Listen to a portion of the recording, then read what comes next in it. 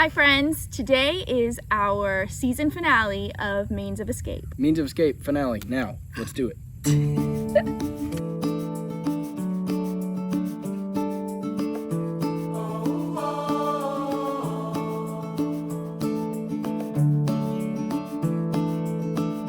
has been a full year since we first started our YouTube channel, and it has been a wild ride. We have had so many little adventures that we weren't even expecting to have, but mostly we've just been surprised at how much support we've had from y'all just coming out of the woodwork, people we've never met before.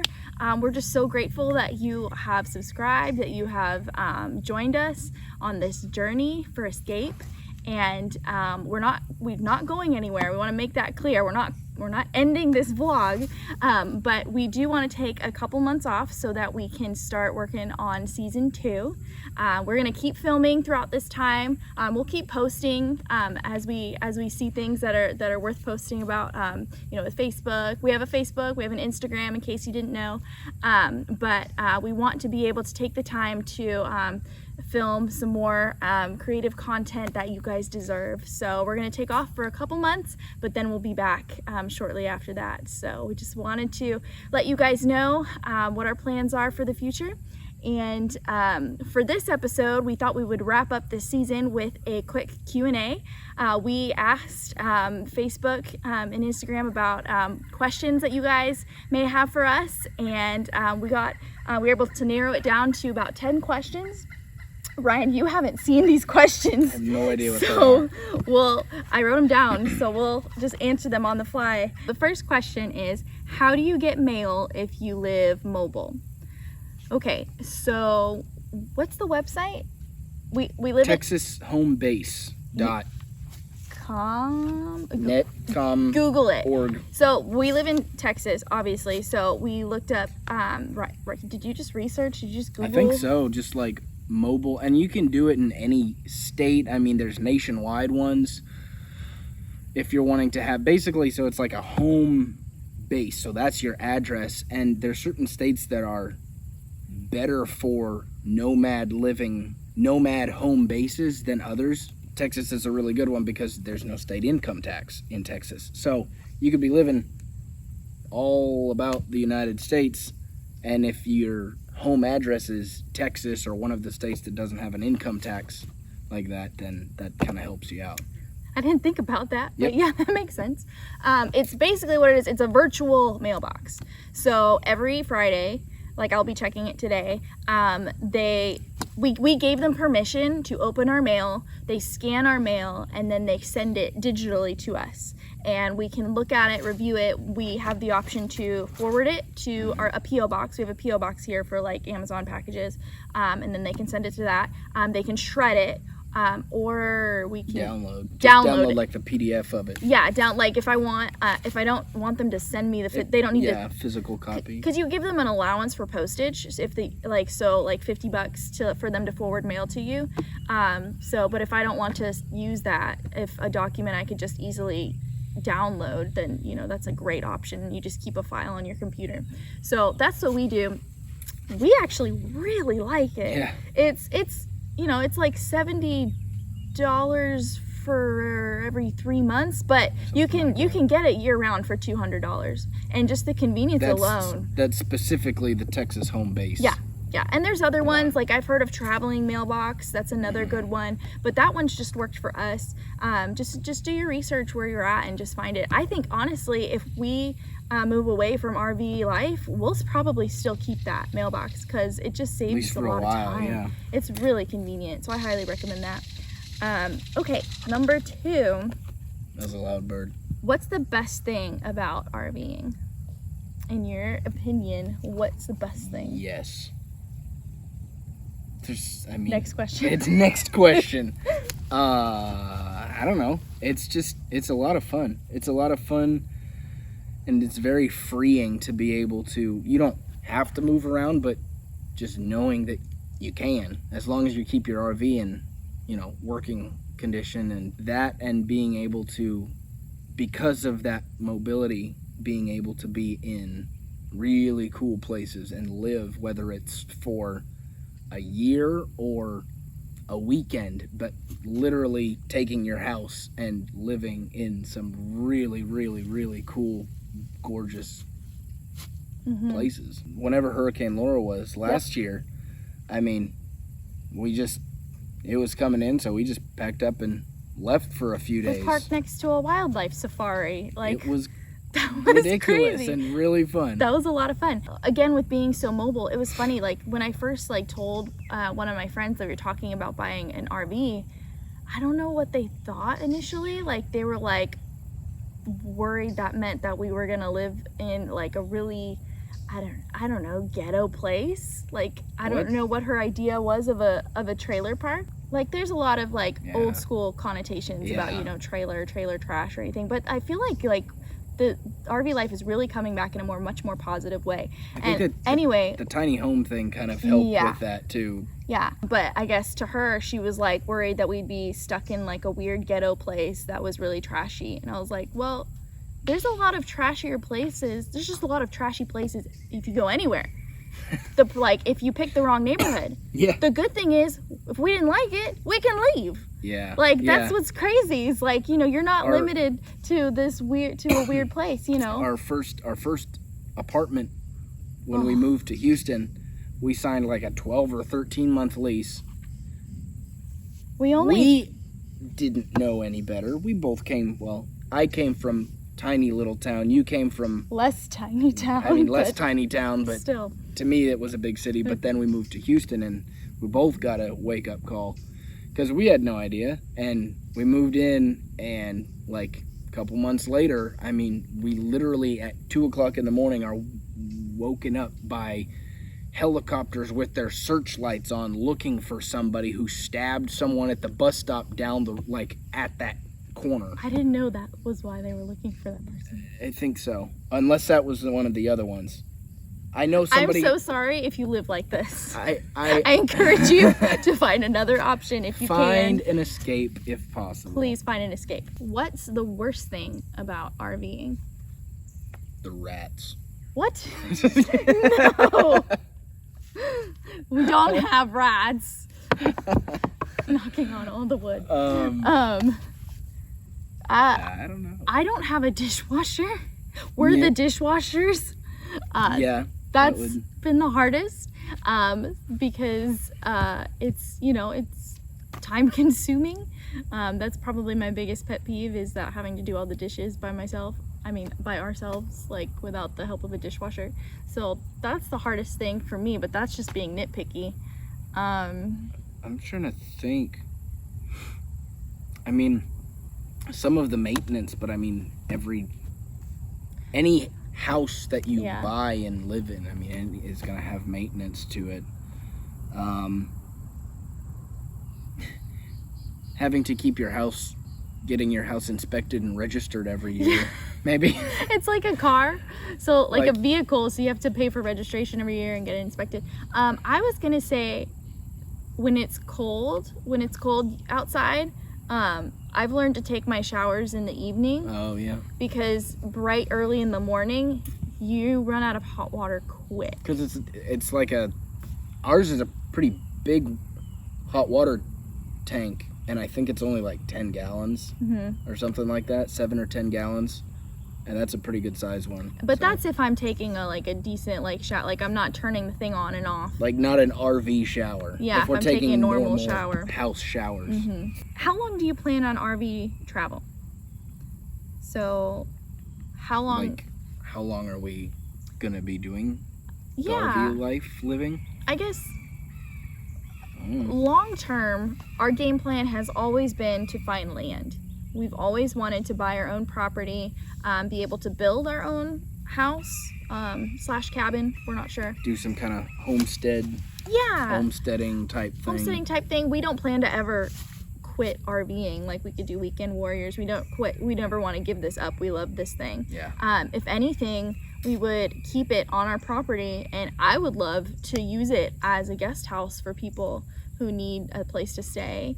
Live in it while we're building our our house and then use it as a guest house, kind of. So we love living in it full time, and we plan on doing so for the next season in our life until we purchase land, until we build the house, stuff like that. And when I say we, I mean we, like between him and his dad. They're carpenters. They build houses. Like that's basically what your dad does for a living. Yeah, that's literally what he does for a living. Yeah. So that's exciting. That'll be really fun to be able to document when that time comes. How did y'all meet? College. Yeah, we met in Bible college. We were in a traveling team, like drama team, if you can believe it. And we traveled around the country. She means believe it, like with me, not her. She clearly is the dramatic one. What? No. But yeah, I was surprised when you auditioned for the drama team. I think I was too. It's like, what's he doing? I don't know why I did that.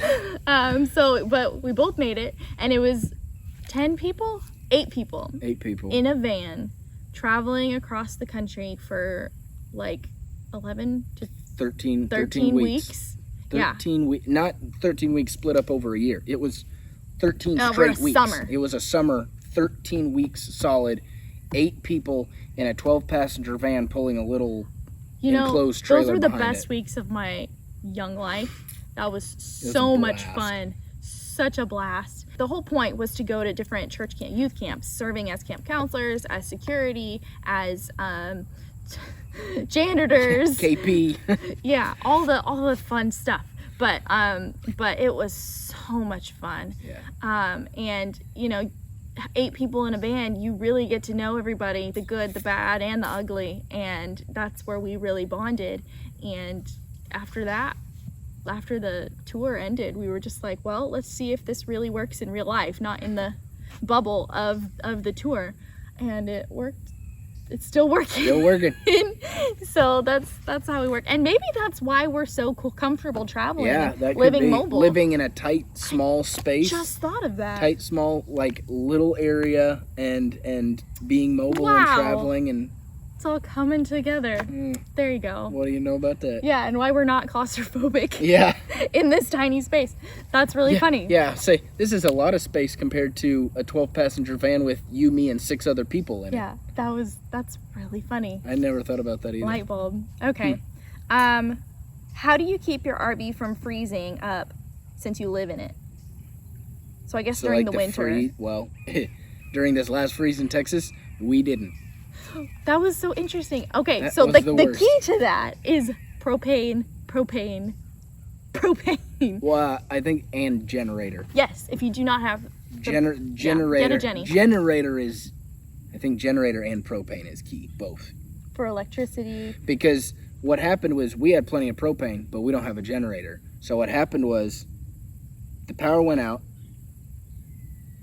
Then we had the furnace going, but that fan takes a decent amount of energy to blow the hot air out throughout the house. So it wasn't more than a few hours and that died. So I had kind of rigged up my truck. I literally hooked jumper cables from one of the batteries of my diesel truck up to the battery of the RV. Yeah, a generator would have been nice. So that's worst case scenario. That's worst case. So how do we, I guess the question might be, how do we winterize? Like, we're going into winter. What's our plan? We don't winterize because we live in it. Propane.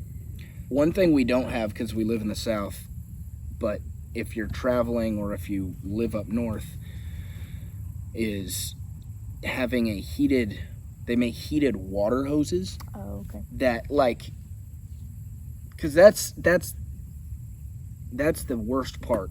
That's the most vulnerable part of your RV. If you have an enclosed underbelly. If you don't have an enclosed underbelly, which we do, but if you don't, then you can kind of get in. I don't know. It's probably tougher. They make skirts that you can put around it to kind of hold the heat in. But ours is closed off on the bottom. But the weakest link is the hose going from your water, wherever you're hooked up at, into the RV. So during the freeze, we just filled the freshwater tank up and took the hose off. Like, we just didn't have the hose hooked up. And that worked up until the point that it got so cold in and under there that the pipes did end up freezing.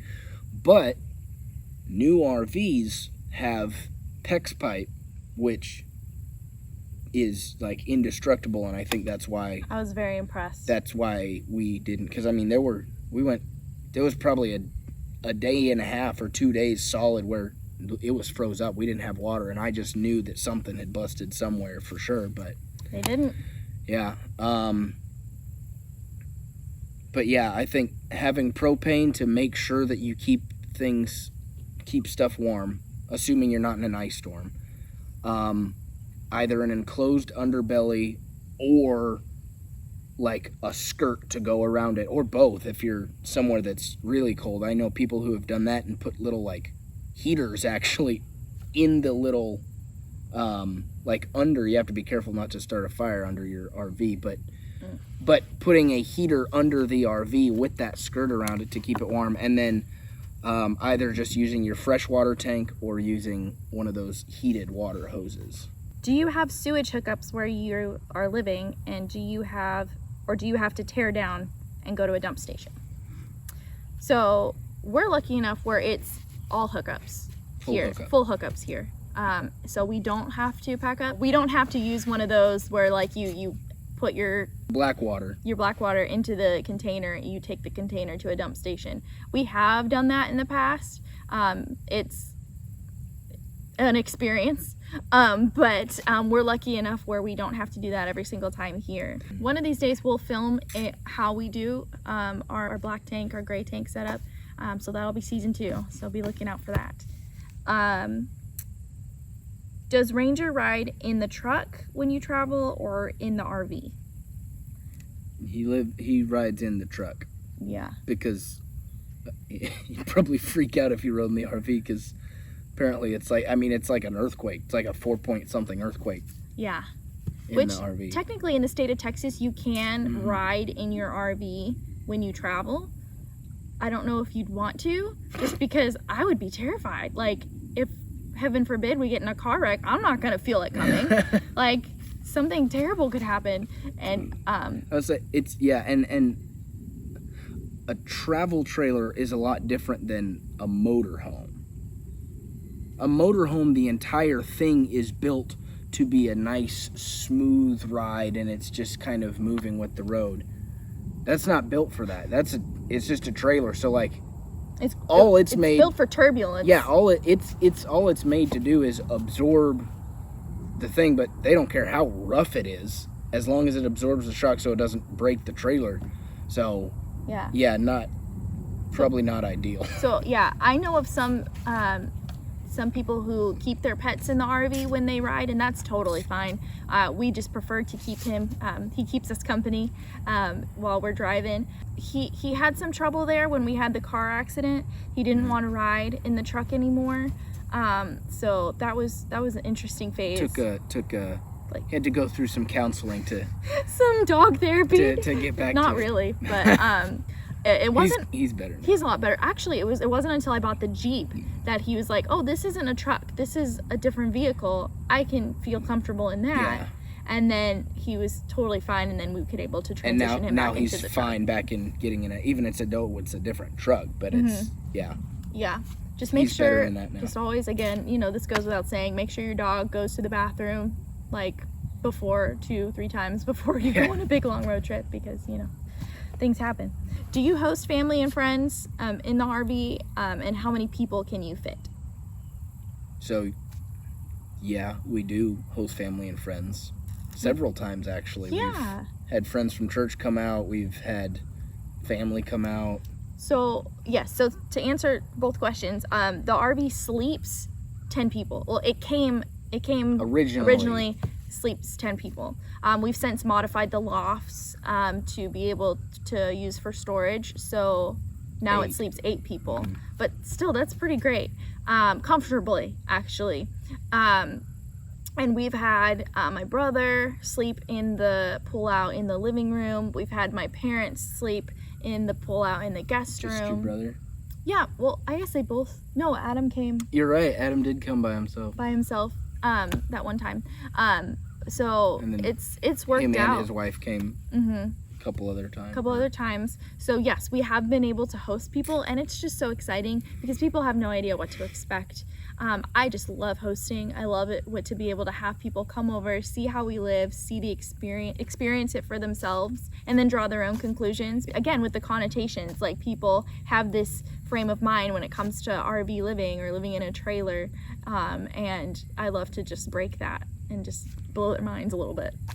It's funny seeing people like come in and think, okay, I'm gonna be living in a trailer for a few days, and like coming in kind of hesitantly bracing and themselves. like, yeah, and then like by the end of it, like you can tell they're just so much more comfortable moving around it, and You're like, I mean oh, around people, okay. you know, but it's like it's not as weird and awkward, and even it doesn't even feel as small as you would think it does with 4, even 6 plus people in there. One of my fondest memories of first getting the RV was we had a housewarming at work. Party at work. At work. We literally pulled the RV into our building's parking lot, and we were like, hey guys, we're gonna have a housewarming, and they're like, oh yeah, okay, we'll come, whatever, you know, expecting it to be at a house, and they're like, you know, and then they're like, no, we were like, no, it's in the parking lot right now. Like, oh, are you? Oh yeah, because it's an RV. Like, totally. And that was so fun because we ended up having there was a lot of people in the RV that could fit, because there's like, you could have several people just chilling on the couch in the living room, several people sitting around talking at the dining room table, and then you had like 6 or 7 people hanging out in the guest room. The guest room, because there's a couch chilling in there too, and I mean, like, you know, yeah, there's a lot of people standing around, but I mean, there's enough space that like people can be sitting and people can be standing, and like you don't necessarily feel like you're like right up on somebody talking. And that's not even using the outside space. Yeah, that's just that was just inside. Interior. I think probably the most we had in there. I mean, we probably had. I think I counted at least 14 people. Yeah, between 14 and 20 people, I think. In at once without it. I mean, obviously, that's a lot of people, but I mean, it wasn't like nobody was ridiculous. Cramped, and everybody was like sitting or just having a good time. Pretty impressed. So that was really fun. Again, with blowing people's minds, that was a really fun experience to be able to. And then we like spent the night there. We spent the whole. We ended up just living in the parking lot for the weekend. That was really funny. So yeah, just another fun thing you can do if you're wanting to introduce your friends or family to this life. Roll up to work one day. Get permission first. Yep. But it's really fun to blow their minds.